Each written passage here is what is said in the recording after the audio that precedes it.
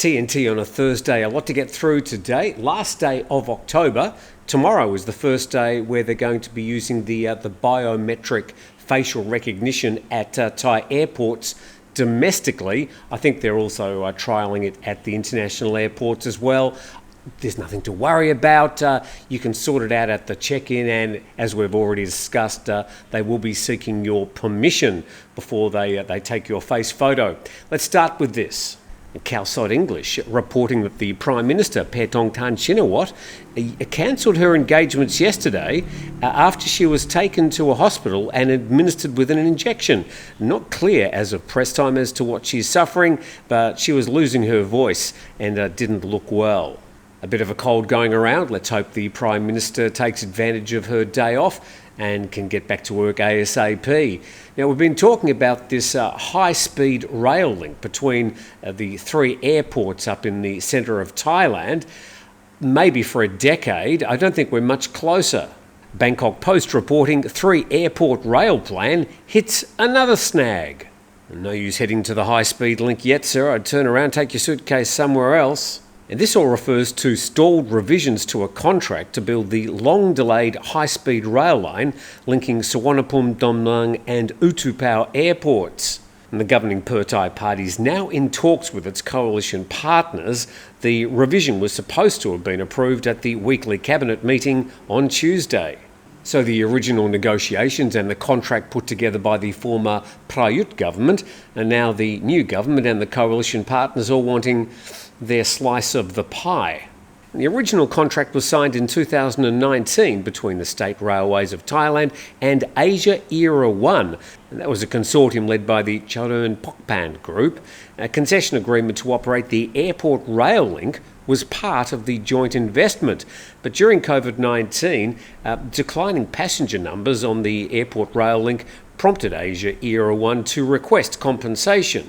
So, yes, the rail link out to Suvarnabhumi from the main city, clearly a lot fewer customers during COVID. There would have been a few domestic users, though, who get off at different stops along the way, although, of course, a lot of that was closed down as well during COVID.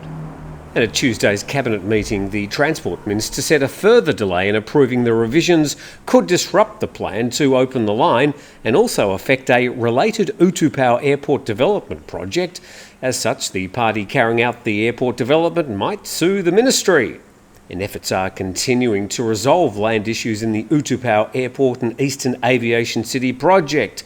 Just reminding you where this high-speed rail link was going to go, from Don Mueang to the north of the city, through the city and then to Suvarnabhumi Airport, and then south continuing past Lam Chabang, Pattaya and then to Utupao Airport, along with stops on the way, we'd imagine. And finally, it says construction of the rail line is expected to take 5 years to complete, with an opening in 2029, 5 years behind schedule. And if it's even finished in 2029, I'd be highly surprised. Let's talk casinos, sort of this simmering story that's flying under the radar a bit. The PattayaNews.com reports Bangkok, Pattaya, Phuket among proposed sites for Thailand's legal casino complexes. And don't worry, Adam, I've added the apostrophe for you on Thailand's. And the Deputy Finance Minister shared the government's timeline to propose the Integrated Entertainment Complex Bill to the Cabinet by year-end, potentially paving the way for legal casinos. I love the way the Integrated Entertainment Complex Bill doesn't include the word casino. But the entertainment complexes that would combine casinos, hotels, sports facilities, restaurants, nightlife, amusement parks, shopping and more. And despite the heavy focus on casinos in the media, they can legally only be 10% of the overall entertainment complex under the current proposed regulations. So here are the proposed locations: the Nanglung Racecourse, a 3,000 rai site in Nong Chok, Bangkok, the Siam Park City in Minbury, the Utupao International Airport, where the two passengers could spin the wheel at roulette, the Bangkok Mall in Bang Ah, and the Proud Group in Hua Hin. And despite the headline, no mention there of a location in Phuket. And prominent global casino companies, including MGM Resorts, Galaxy Entertainment, Sands China and Wynn Macau, have also expressed interest in the Thai project. And reports indicate that 4 of the 5 available licences have already been allocated, with high-level negotiations underway to finalise site approvals. So according to those reports, deal done, but they haven't even got the legislation up to Parliament yet.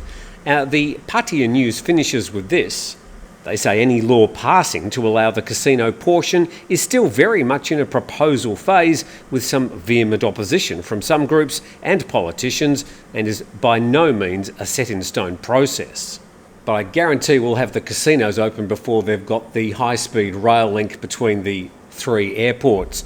Let's talk driving in Thailand. Nation Thailand saying that Thailand ranks 5th in most nerve-wracking nations to drive in, according to a survey. And a UK-based company has asked more than 2,000 motorists to rate the countries in which they would be most afraid to get behind the wheel. And Thailand's ranked in 5th position globally among nations where holidaymakers feel nervous about driving, according to Scrap Car Comparison. The article says as many holidaymakers rent a car while abroad for more freedom to explore a new location, the survey aims to discover which countries people feel most nervous about driving in when planning their travels and the reasons why they feel anxious. So India topped the chart with an average scare score of 7.15 out of 10. Venezuela came in 2nd place, followed by Zimbabwe, Morocco and Thailand in 5th place. Interestingly, motorists found China to be slightly less nerve-wracking, and Tunisia, Brazil, Colombia and Malaysia came in from 7th to 10th place respectively. And at the other end of the scale, the Netherlands, apparently people are not nervous there. They scored 4.41 out of 10. And the survey found that driving on the opposite side of the road emerged as the most prominent reason for anxiety, with over half of all drivers surveyed stating this is a concern.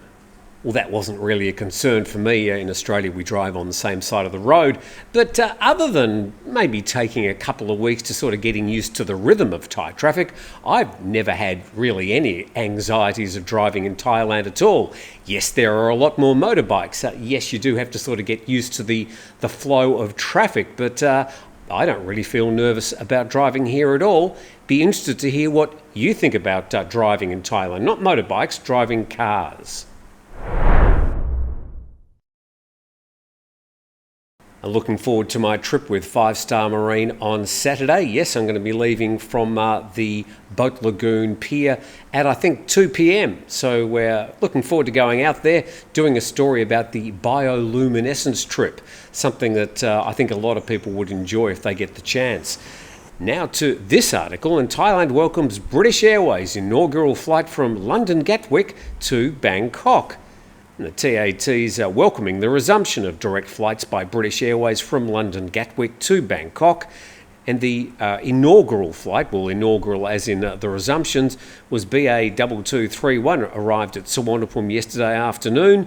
And beginning on the 28th of October, British Airways scheduled to operate 3 weekly flights until the 30th of March next year, with plans to extend service until April. During peak periods, a 4th and 5th weekly flight will also be introduced, and they'll be utilising a Boeing 777-200 aircraft, and the flight will offer various classes. And in early 2020, due to COVID-19, British Airways suspended the direct flights between London Heathrow and Bangkok. So since British Airways pulled the plug on those direct flights from London to Thailand back in 2020, how have British passengers been getting to Thailand? I'd be interested to hear the alternatives you've been taking, and whether the addition of the direct flights again would encourage you to perhaps visit Thailand again. Right, to this story from Cowsod English. And the House of Representatives yesterday passed a no corporal punishment bill banning parents from hitting their children. The term there should be no caning was removed from the bill, but the draft bill stated broadly that parents cannot hit their children. It was passed overwhelmingly, 391 votes to 1 abstention, 5 deciding not to take part. And the writer of this, Prawit Rojanapruk, he said, well, it's about time. Hopefully the next generation of all Thai adults will recognise that violence is not the solution. And I don't need to get out my crystal ball to predict the comments. Oh, my parents gave me a beating when I was a kid and I turned out fine. Don't bother writing that. Write something a little bit more interesting. Let's go to the situation with the Taiwanese super typhoon.